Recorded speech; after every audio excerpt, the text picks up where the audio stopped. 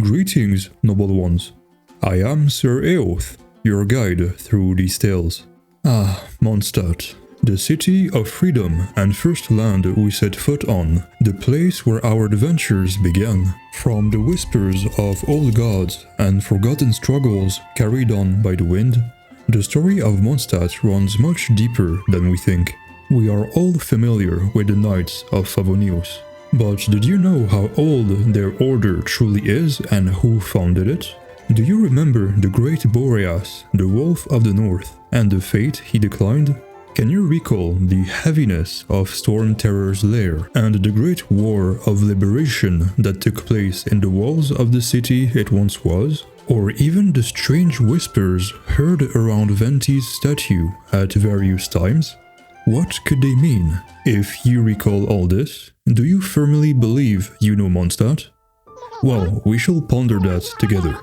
This is Secrets of Mondstadt, the series through which we take a journey through the hidden past of Teyvat's nations and uncover their unknown history, which I deliver to you in an immersive narrative. I bid thee to fetch a fine drink and a worthy feast. Make thyself comfortable, for we now embark on our tale.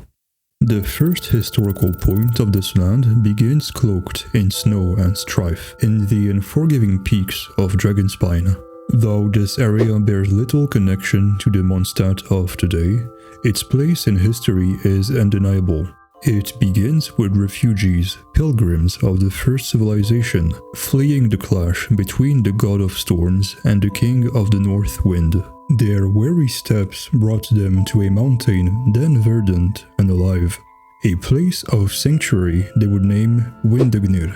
There they flourished, raising palaces that kissed the sky, their city a monument to ambition and faith. Celestia itself seemed to smile upon them, for angelic envoys walked their streets, blessings of the heavens in flesh. At the kingdom's heart stood Varush, both priest and king, his rule guided by wisdom. Beside him was his daughter, an unnamed princess of bright spirit and untold gifts, guarded fiercely by the scribe Ukko, who sheltered her from the world.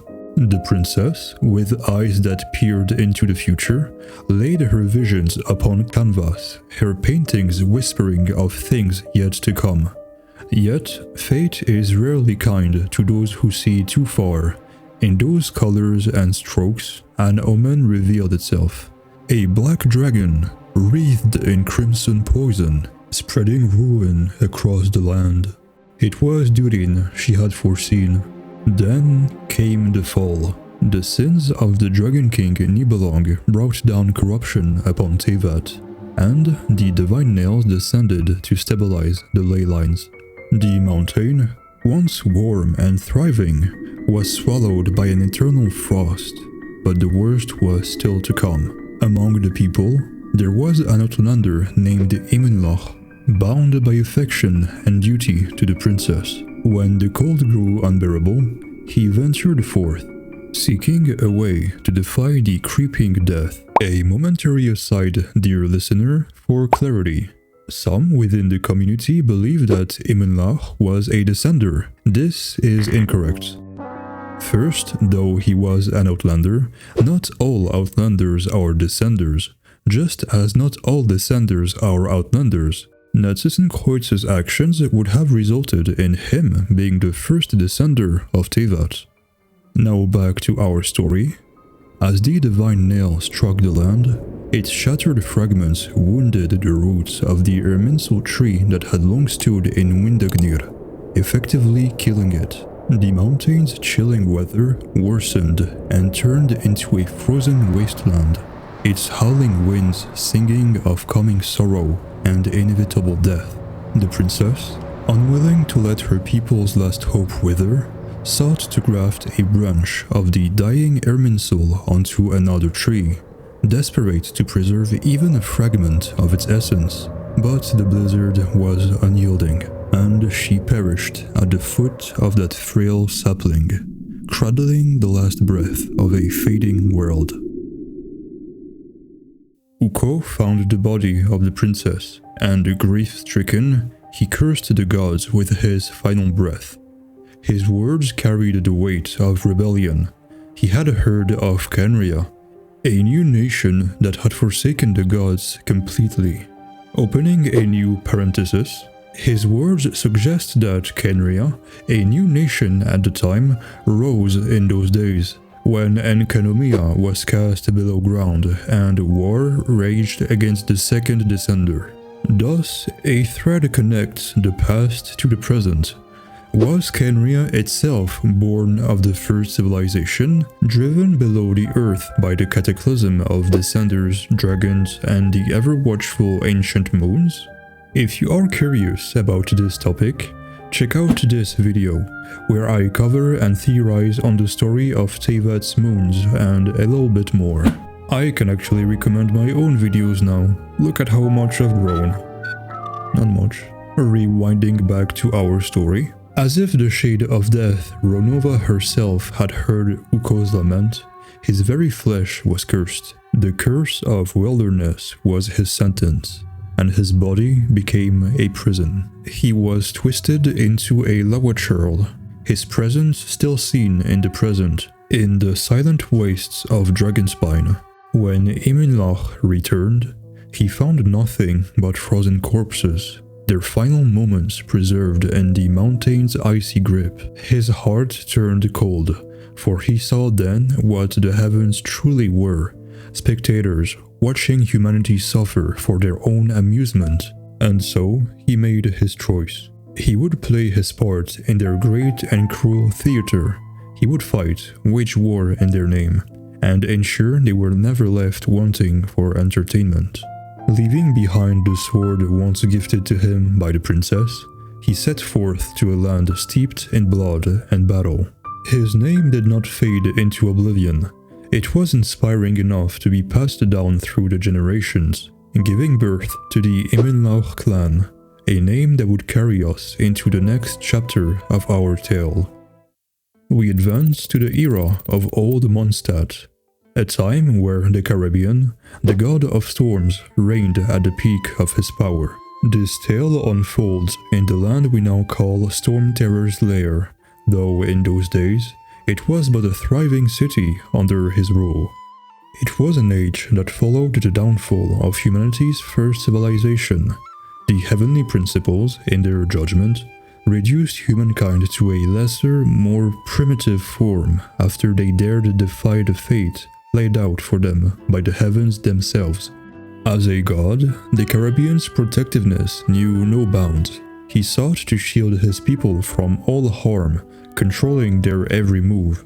No song of rebellion would echo within his walls, for he had banned music and any tune that would stir thoughts of revolt. Even the simplest acts of life were dictated by his will: who lived where, when they slept, and how they spent their days. While he ruled with such iron control, the Archon War began to rage on. Boreas, Wolf King of the North, had made Old Mondstadt and Decarabian his prey. Their conflict left scars upon the land, with Boreas ravaging the whole landscape in icy fury, causing the land to become veiled in snow and strife. In response, Decarabian summoned his might to shield Old Mondstadt from the storm, wrapping the city in a protective wind barrier. So powerful was this shield that not even Boreas himself could breach it, and thus a stalemate took root. It was a time that would come to be known as the Age of Kings, spanning their conflicts over 400 years. In his sheltered kingdom, Decarabian believed he had given his people all they need. The clans of Old Mondstadt thrived in safety, away from the icy storms outside, their lives tightly regulated but free of hardship. He was convinced that they adored him as much as he loved his people. In his eyes, they were content. Even as he doted upon a woman who had once been his lover, Amos. But Amos realized the truth. She understood that Decarabian's love was not that of a human, not the kind that blossomed with empathy with a shared heart. His heart was as distant as the winds he commanded, and the people of Old Mondstadt began to feel his disconnect. Removed from the world beyond, the city's people grew restless, their hearts now filled with bitterness. They saw their god king as nothing more than a cruel, self-serving tyrant who had stolen their freedom. It was then that a nameless bard, filled with longing for liberty, began to sow the seeds of rebellion. His music, a sweet cry for freedom, breached the wind barrier that had isolated the city. With his song, he allowed a clan to escape, braving the harsh snowstorms that had surrounded them. Among them was a young girl named Gunhildr, who prayed desperately for protection against the fury of Boreas. From her plea, a small wind spirit was born, a single thread of the thousand winds. Fragile though it was, the wind spirit was more than it seemed. It was a fragment of the heavenly principles, born of the shade of time, Istaroth herself. As the wind spirit grew in strength, so too did the people's faith in it. Their belief empowered the spirit, giving it form, and in time, it became strong enough to shield them from the biting cold. Their hopes fed it, making it a beacon of freedom. At the same time, the nameless bard was pushing for freedom. He had gathered allies, one of whom was a red-haired warrior, an ancestor of the Ragenwinder clan. Together, they united the discontented, spreading word of rebellion across the city. Alongside them stood Gunhildr, now a knight, returned to aid the cause, and Amos, who had once been the lover of their tyrant. Together, they ascended Decarabian's towering citadel. Their confrontation with the god of storms was inevitable, and though the rebels were victorious, it came at a great cost. The nameless bard and Amos fell, their lives snuffed out in their final moments. But as the bard took his last breath, the red-haired warrior lifted him, their eyes gazing skyward, knowing that his sacrifice had been worth it. The people of Old Mondstadt were free. With the Decarabian's fall during the Archon War, a blessing was granted. The wind spirit, now emboldened by its victory, was granted divine power, and thus the Anemo Archon was born. It became Barbatos, known to the world as our beloved Venti. His first act as the Anemo Archon was to honor the memory of the nameless bard, taking on his form to live the dream his friend could not, to let his songs and poems transcend time, and to share his heart with the world. His second act was to undo the icy grip Boreas had left upon the land. The frozen mountains parted, and the world began returning to its lush, verdant state.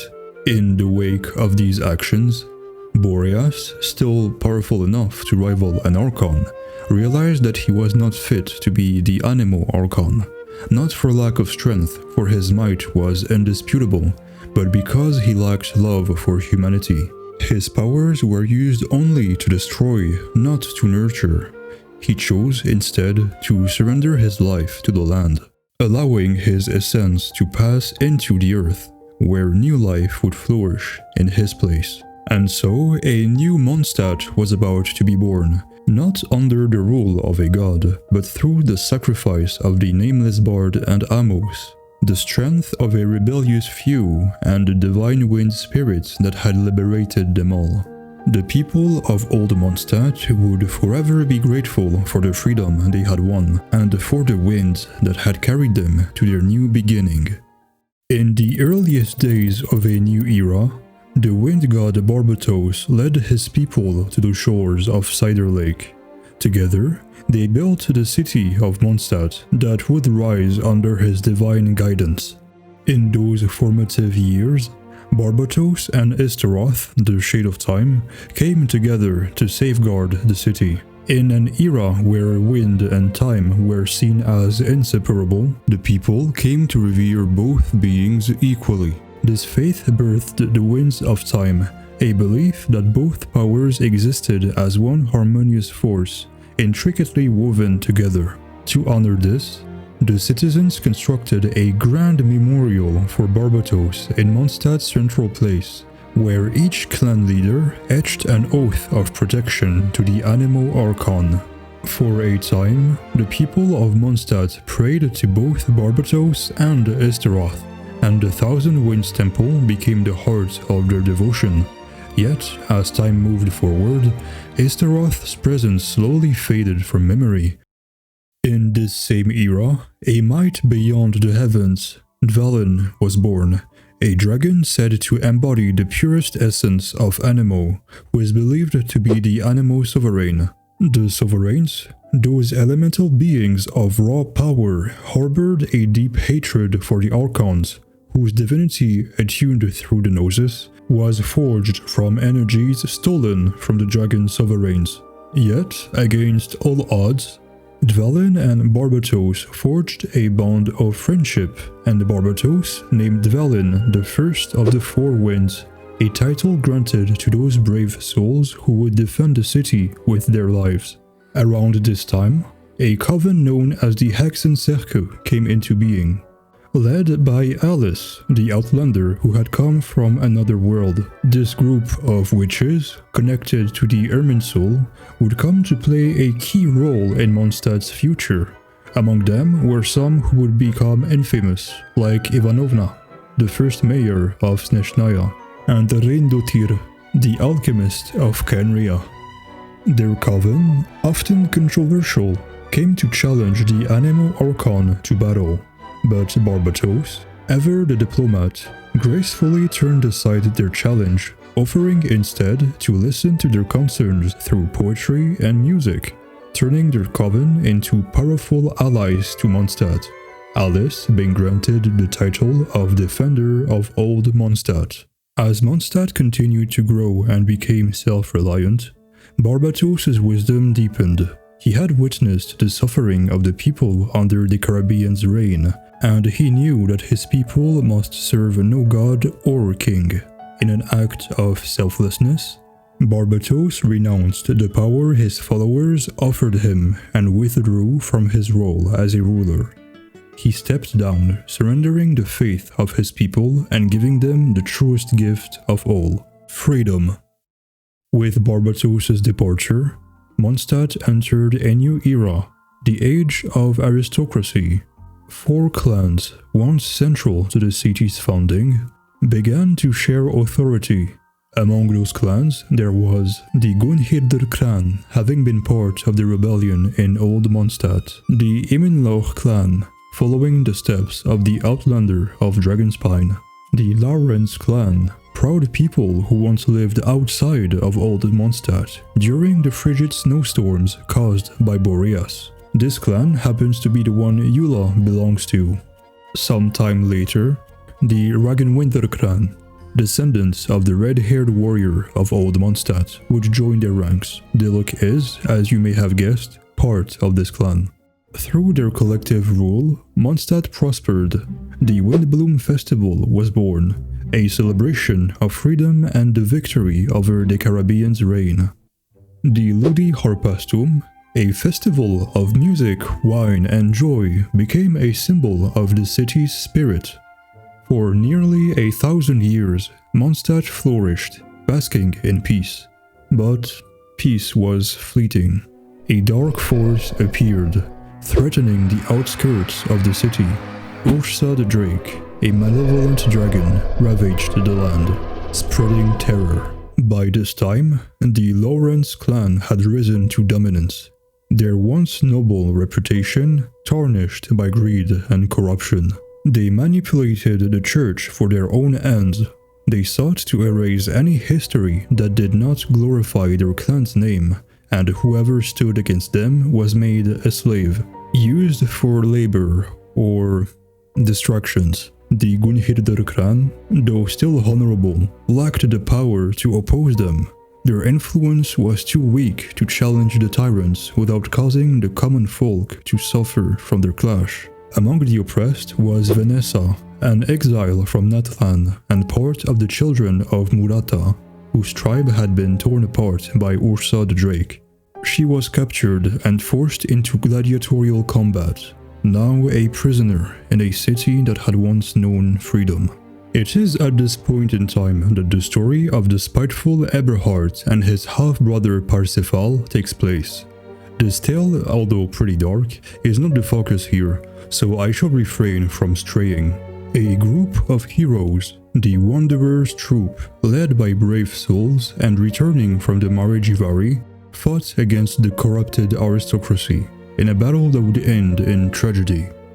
The one survivor who was spared bore Lauren's blood and continued to fight in secret, forming an underground resistance. In the meantime, Vanessa, still a gladiator, came to fight the unnamed gladiator in the arena. He was about to claim his freedom, but his immense strength was no match for Vanessa's resolve, and she claimed victory, a sign of rebellion to come. On a fateful night, Vanessa, desperate for liberation, prayed for a miracle. Awakened by her call, Barbatos, now known as Venti, answered her call. Venti comes to meet her while she is set to fight against Ursa the Drake. The Lawrence clan disguised their battle as a glorified offering negotiated with the tyrannical dragon for it to leave Mondstadt alone after devouring Vanessa and the whole of her tribe. If she were to win, she would gain freedom as well as authority over Mondstadt, the aristocrat fully expecting her defeat. In the form of the wind god himself, Venti intervened in the battle against Ursa the Drake, inspiring Vanessa to strike down the dragon. As the beast fled, the Lawrence clan, witnessing the true power of the Anemo Archon, faltered. Their tyranny unraveled as the Gunhildr clan and Lagenwinder himself rose up in rebellion, united in their fight for freedom. After a lengthy rebellion, the aristocratic era of Mondstadt ended, and the corrupt were exiled from the city. Vanessa, the hero of the rebellion, founded the Knights of Favonius and became the first Dandelion Knight.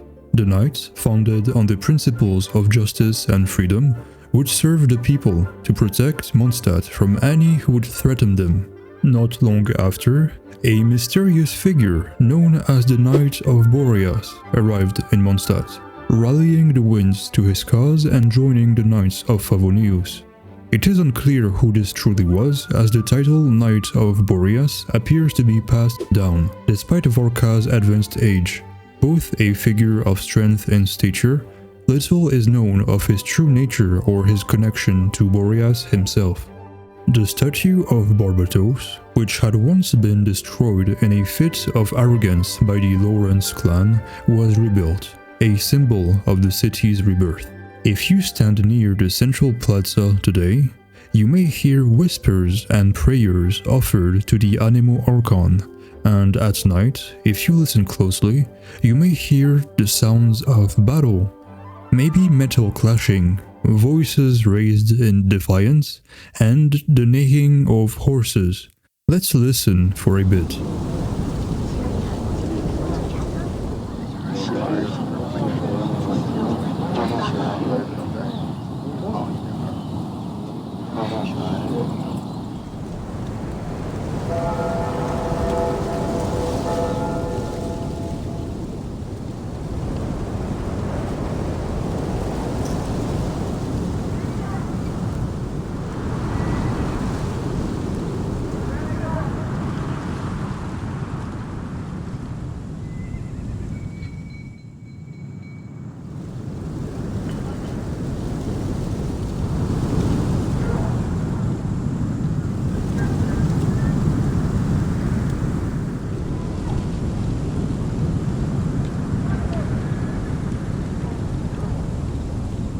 What do you think those are? The creepiest part? Horses don't exist in Tevat. Ooh. Now, as the story of Mondstadt unfolded, Vanessa's feet would carry her to Celestia, where she ascended as a god, her spirit taking the form of a falcon. In Windrise, she left her mark, a massive oak tree that serves as a tether to Celestia. And with her, the four winds came to be complete. Dvalin was the dragon of the east, Boreas became the wolf of the north. Vanessa was the lion of the south in her life and the falcon of the west in her divinity. With their protection, Mondstadt would remain safe for generations to come, and the Aristocratic Era would be but a dark chapter in the city's storied history. We are now 500 years later, and only 500 years before the arrival of the traveler in Teyvat. In the entirety of Teyvat's history, few names carry the weight of Arundolyn, quite literally, if you know what I mean. At this pivotal moment, two figures of profound importance, bound by both friendship and rivalry, Rostam and Arundolyn, stepped forward to shape Mondstadt's destiny. They joined the Knights of Favonius as inseparable companions and equals, their bond forged in both childhood and competition. Arundolyn, a knight of unmatched honor and power, ascended to the position of Grand Master, earning the legendary title of Lion of Light. Despite not having a vision, his physical strength was unrivaled. He wielded a claymore or greatsword in one hand and a longsword in the other, a feat so singular that few have dared or even managed to imitate since, leading his combat style to die out. I confess, it would bring me joy beyond words to have a playable character today who mirrors the grace and brutality of a fume knight from Dark Souls, as I picture Arundolyn just like that. In contrast, Rostam remained content with the shadows of influence, eschewing the weight of titles. He preferred action over recognition, continuing the secret work of an underground organization, the same one born from the remnants of the Wanderer's troop, founded by its sole survivor 500 years earlier during the aristocracy. Rostam's contributions ran deeper than loyalty alone. His mastery of the blade birthed the very Favonius bladework, a martial legacy still practiced today by the knights. But Rostam's impact did not end there. Among his students stood none other than the White Knight, a figure obsessed with his own meaning of justice, destined for tragedy. This noble warrior, trained under Rostam's careful guidance, would later be known as the Bloodstained Knight, a character I hold particularly dear due to my theories involving Il Capitano, if you followed me since then. Time moved on, as it always does, and destiny saw Rostam encounter Rosaline, a gifted singer whose melodies echoed through Mondstadt's squares. Their connection blossomed into love, sealed by a parting gift, a hydro timepiece, a symbol of devotion before Rosaline departed for the Sumeru Academia to master the essence of Pyro. Yet, fate is often cruel in Teyvat. Before the reunion could come to pass, the earth darkened with the fall of Khaenri'ah, a cataclysm of unimaginable scales, orchestrated by the cold hand of the heavenly principles. Mondstadt, too, was threatened by the creeping abyss, and the Knights of Favonius stood as its shield. Arundolyn, Rostam and their comrades, including the White Knight, who had then gained the love of a maiden who refused to look at anyone else than him, fought valiantly to stem the tide of destruction. Their bravery carried them deep into the heart of Khaenri'ah, faced with abyssal horrors. But in that darkness, Rostam fell, his life claimed by entities made of nightmares. His death was a wound no healing could mend, a loss that shattered both Arundolyn's resolve and Rosaline's heart. Upon the troops' return to the surface, Arundolyn, crushed by the weight of his grief, relinquished his title, his weapons, and his place among the knights. He withdrew to his childhood home, a man haunted by memories of laughter and battle shared with Rostam. Rosaline's sorrow, however, burned into something far more consuming, an all-devouring rage at a world that had allowed such devastation. And it was Piero, the head of the Fatui, who found her in that fragile moment of fury, offering her the mantle of La Signora, the eighth of the Fatui harbingers, filling Rostam's hydro timepiece with liquid flame, symbolizing her rage. The White Knight too was irrevocably changed, alone, embittered and scarred by the countless lives he took during the cataclysm. His once pure blade became drenched in bloodied darkness. His armor and sword stained black, he hid his face behind a mask to conceal the horror he had become. He had become the bloodstained knight. Wandering back to Khaenri'ah, he met the once radiant, viridescent Venerer, who was twisted and consumed by erosion. Seeing her as nothing more than a monster, he claimed her life. His treading in the abyss caused him to realize his opponents were victims of the divine, where his extreme sense of justice took a twisted form. He swore allegiance to the abyss, rallying with the abyss order, never to be seen again. Yet, Mondstadt's suffering was far from over. The monstrous black dragon, Durin, born of Lindotir's alchemy, descended upon the city. His corrupted blood spilled across the land, corroding all it touched, his mind warped by his abyssal nature. Durin, tragic in his innocence, believed his blood was a blessing and wished to share it, unaware of such devastation, which was not his intention. In the people's desperation, Barbatos has awakened once more and summoned Dvalin to combat this existential threat. Their battle shook the skies, and though they triumphed, it came at a steep cost. Dvalin was tainted by Durin's blood, a poison all the greater to any pure elemental being, and was forced to enter a deep slumber to slow down the poison's effects, retreating to Old Mondstadt for what would become 500 years of restless sleep. Durin's body fell upon the peaks of Vindagnyr, granting it the new name of Dragonspine. His final thoughts were not for revenge, but of friendship, longing for a bond with Dvalin and Barbatos.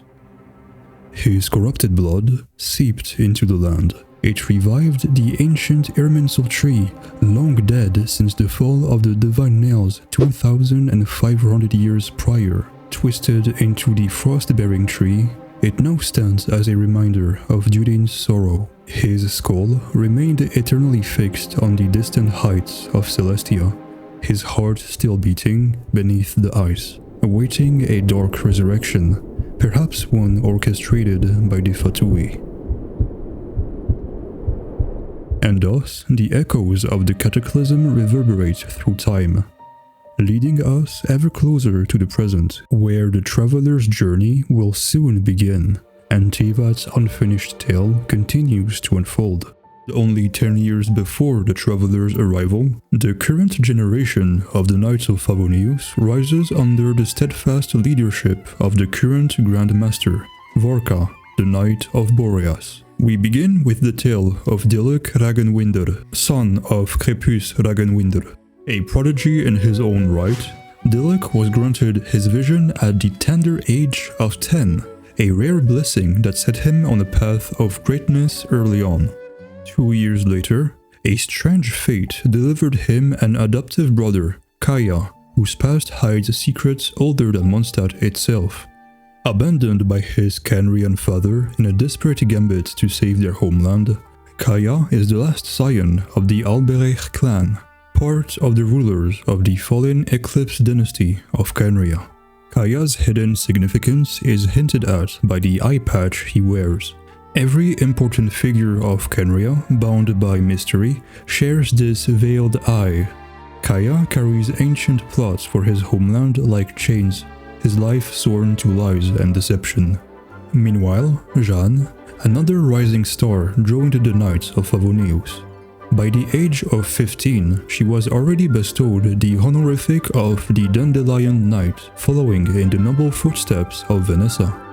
Dilek, only a year younger, ascended swiftly to become the cavalry captain at 14, a testament to his brilliance. Though tragedy soon followed. In a harrowing battle against Ursa the Drake, a beast dormant for a millennium after its defeat against Barbatos and Vanessa, Crepus was forced to wield a pyro delusion to protect his son. The delusion's force overwhelmed him, and Dilek, faced with the unimaginable, was forced to end his father's suffering by his own hand. The Knight Inspector sought to mask the incident, painting Diluc as the hero of the tale while diminishing Crepus's sacrifice. Disgusted by this falsehood, Diluc resigned from the Knights. Faced with the loss of his adoptive father and the weight of his lies, Kaya went to meet Diluc, but their exchange quickly became a clash of steel. Their confrontation unearthed a hidden truth, one the game still withholds from us. Diluc, abandoning his vision, vanished, pursuing his own vendetta against the Fatui and their delusions, using the one left behind by his father as his new weapon. His use of the Pyro Delusion did no harm on his health, strangely enough, unlike the effect suffered by the Inazuman soldiers in recent events, on top of being separated from his vision. The Fatui Harbingers soon set their sights on Diluc, orchestrating an ambush, as he was most likely being a thorn during their smuggling of delusions for the Inazuman Resistance Front operation that would take place at least 5 years later. The ambush nearly claimed his life, but an unknown person intervened to save him, perhaps one tied to the underground organization founded by the last survivor of the Wanderer's troop, whose legacy Rostam sustained 500 years prior. A short interjection for clarity. As talented as Diluc is, there is no way the Tsaritsa would have mobilized all Harbingers to deal with someone of his stature, especially considering his previous encounter with Dottore, who had left him alive simply out of curiosity. Take this as an unbiased fact from me, as I started Genshin only for Diluc. Back to our story. The Fatui had created a plan to strengthen their grip on Mondstadt. They baited Ursa the Drake and led it to Dottore, who dispatched it with chilling ease, twisting the city's gratitude into a debt owed for the foreseeable future. Now only 3 years before the traveler's arrival, Rindotir and her most brilliant creation, Albedo, unearthed the Heart of Naberius, an artifact tied to an ancient god, perhaps even an old Archon. From this discovery, Rindotir vanished, leaving Albedo with a cryptic mission to uncover the truth and meaning of this world, with a letter to hand out to Alice. With the letter delivered, Alice, in turn, entrusted Albedo to the Knights of Favonius. His mastery of chemia, the life-creating alchemical art, swiftly elevated him to the position of chief alchemist, granting him his own laboratory to pursue secrets few dare to contemplate. Soon after, Varka assembled the Knights' elite, nearly 80% of their total strength, for an expedition aimed at uncovering a hidden truth buried deep within the fabric of Teyvat. The nature of this mission remains cloaked in mystery. More revelations await in the pages of the official Genshin manga, where Kolei emerges, wielding powers of an Archon's remains and challenging Mondstadt itself. I will not spoil the events within, as they deserve to be experienced firsthand, and thus we have unraveled what makes Mondstadt what it is and what it may become. But don't leave yet. From the start, it was clear Mondstadt's story was not over. We only had a prologue chapter, and Venti never got his true Archon quest. The northern reaches of Mondstadt likely stretch to Snezhnaya, or even the Dark Sea. Venti himself still holds many secrets, as hinted in his first story quest in 2020, where he manipulated memories and knowledge of the dead, much like Capitano and the Night Kingdom 4 years later in Natlan. Born from the shade of time, his role won't stay forgotten once Celestia moves again. Now here's a thought. If time and wind are two sides of the same coin, could Istaroth be part of Venti, or even another side of him? If you enjoyed this journey into the past, leave a like. It actually means a lot to me, even more if you enjoyed my ramblings enough to subscribe. You have my gratitude for listening to me this far, if indeed you still are. With sword in hand and wisdom in heart, Sir Eoth bids thee farewell.